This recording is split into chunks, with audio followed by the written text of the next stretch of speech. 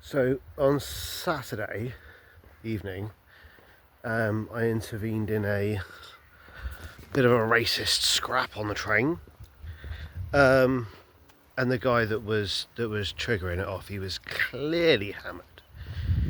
And then yesterday, when I was on the train, there was a guy, again clearly hammered, who was getting himself worked up and absolutely spoiling for a fight. He was desperate for one. And so both of these are 61016 situations.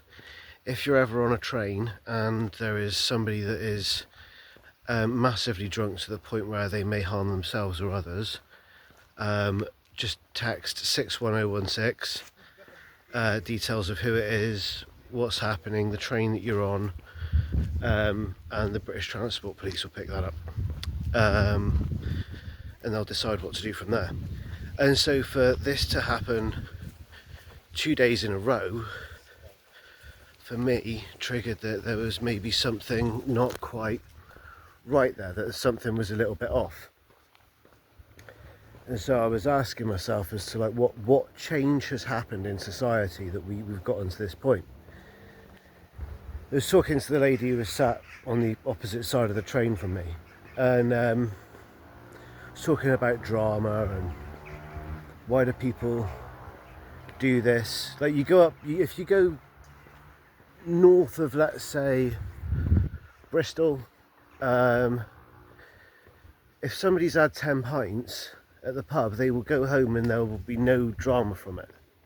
Like, I remembered this when I lived in Nottingham. Somebody would go to the pub, have an absolute skinful, and there'd be no drama as a follow-on. And so, and this woman, I think she's from Yorkshire, I believe. She's from like Northumberland or no, yeah. So, and she was, and we were talking about this, and I said, well, I've got a theory on this. Do you want to hear it? It's a little bit cuckoo bananas. And she said, go on, I'll treat myself. And the theory is that we are presently living in what's called Universe 25. So we live in paradise, and you might not realise this, but we do. We live in utopia. Our society has perfected things so that we are not in want of food, or, well, we're in want of these things, but you're not going to go hungry today. You have enough water. There is no predators, there's no immediate threat to life. If you ended the day dead, that is because something has gone critically wrong. So there is no kind of like threat in terms of famine or starvation or pestilence, drought, any of these things. There is no threat there. And that is where the problem is. So there was a anthropologist, I think he was, a guy by the name of John B. Calhoun, and he did an experiment where he created a 3 meter by 3 meter by 3 meter cube, and he put in it enough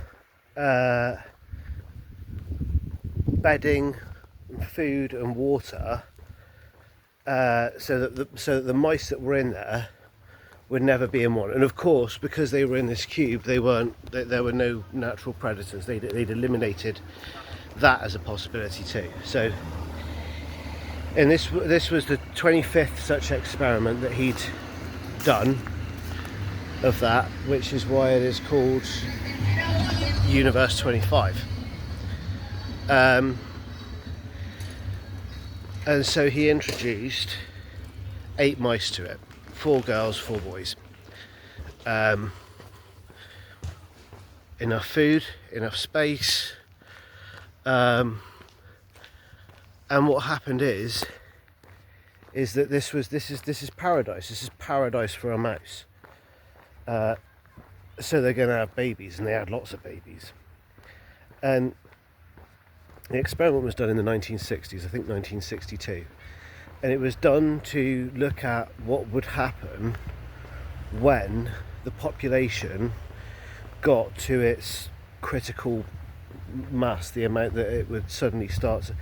But the weird thing is, not only did it never get there, society within this cube broke down long before that. So the maximum population that they could have had for that Universe 25 was 4,000, and the population never got above 2,200. Because what would happen is that mice have a very specific social structure. So you have things like family, you have things like community, you have things like social norms that we have in human society also exist the same in murine society, and one of those is behaviour. And so you wouldn't expect bad behaviour to kind of like to become a thing, and it did, and it became a thing really quickly. They started nipping at each other, started going into their own little you would have some pods that would have that were only designed for 16 mice holding sometimes 30 or 40, and other pods that were just completely empty. And they couldn't understand why this was. Some mice started to lack the capacity to socialise. So even though they were fully functioning and could mate, they didn't mate. They just stayed in their room all day grooming and not actually going out and finding a mate. And then the female mice, I think the last live birth was maybe about 2 years into it, and after that it was heading towards extinction. The women very often didn't actually survive childbirth, and nor did the kids. So, and then even when they did, the family structure had broken down to such a bad point where mothers were abandoning their young, which that's almost unheard of that would happen in the wild. So the fact that it was occurring in Universe 25, we've got questions as to what the fuck is going on here. Well, as humans, we're in that state. We're at this point in the moment. I think it's because we don't have problems that people actually try and create problems for there to be a problem for them to solve. Part of me is thinking that.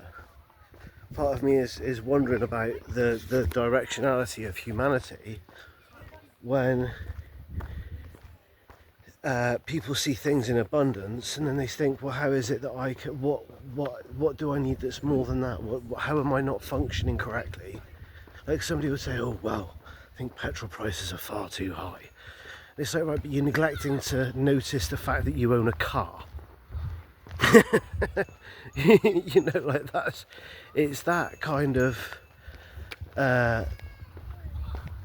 know. And so this was all about overpopulation, but they didn't actually get there because society actually collapsed before that. You also saw male mice who have a very specific kind of like function in terms of gathering food for their young and stuff like that. They started to become, you started to see prevalence of homosexuality again, which among mice is like a really rare thing, and certain aspects of transgenderism as well, which again is unheard of in mice, and so it's kind of like you start to see the mirrors of what was happening in Universe 25, and you start to see them happening now in human society. And that, I think, is why the guy kicked off on the train yesterday. His life was that comfortable that he could afford to spend a night in the cells. It wouldn't ruin his life to do so. The guy on Saturday was drunk. He could afford to have that fight. He could afford to gob off. Because we're in a position now where we can afford to do all these things. We've never been in that position in human history before. Have the wealth of every bit of knowledge that we will know is on a small slab in our pocket. You know, you're not left in want for anything. And so it's when you're not left in want for anything that these behaviours come out, because you realise you can afford to be a twat because it might get you marginally more forward than behaving. And so I start to think that that's what happened with the mice, was that because they were no longer in this war with nature, no longer in this war with hunger, no longer in this war with all that they would need within the jostling within the animal kingdom for where their spot was. As soon as they were no longer in that situation, they started to turn on each other. And when they started to turn on each other, society broke down pretty quickly. Look up Universe 25, read into it yourself. It's a fascinating thing. It's absolutely fascinating. And yeah, because it provides pretty depressing trajectory for humanity. Because if we're going to follow the same as the mouse universe as we are, there's only one way we're going.